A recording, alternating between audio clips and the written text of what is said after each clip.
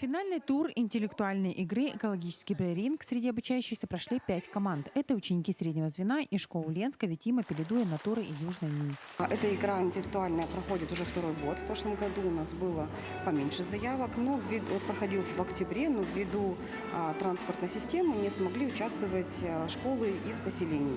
Именно поэтому нами было принято решение перенести интеллектуальную игру на более ранний срок, на сентябрь, и поэтому у нас в финале могут участвовать школы и команды с таких отдаленных поселений, как Витим, Пеледуй. С собой участники везли заранее подготовленные визитные карточки. Это было их домашним заданием. Капитаны в начале игры представили свои команды. Все визитки были разными. На наш взгляд, более интересной была у ребят из поселка Пеледуй. Они сами сняли социальный видеоролик, рассказывающий о проблемах экологии. Привет! Мне кажется, вас нужно переодеть.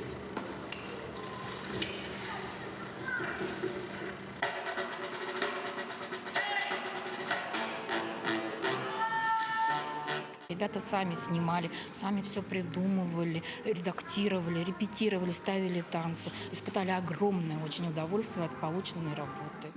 Во втором блоке «Якутия. Мой край родной» участники должны были на время ответить на вопросы о своем крае. Справились ребята неплохо, но все же на несколько вопросов ответить не смогли.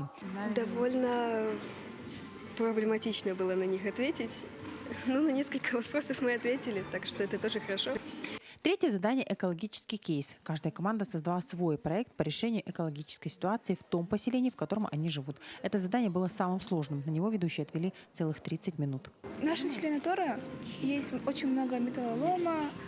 Когда ты едешь, сразу там где-то лежит металл.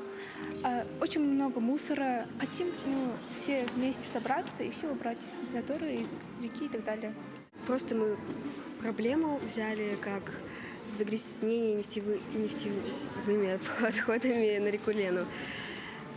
И сейчас думаем, как это можно будет решить, как это можно будет расширить и какой будет результат.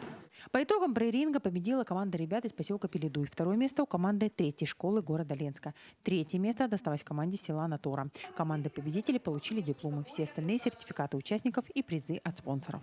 Светлана Балеева, Виталий Андреев, Ленск.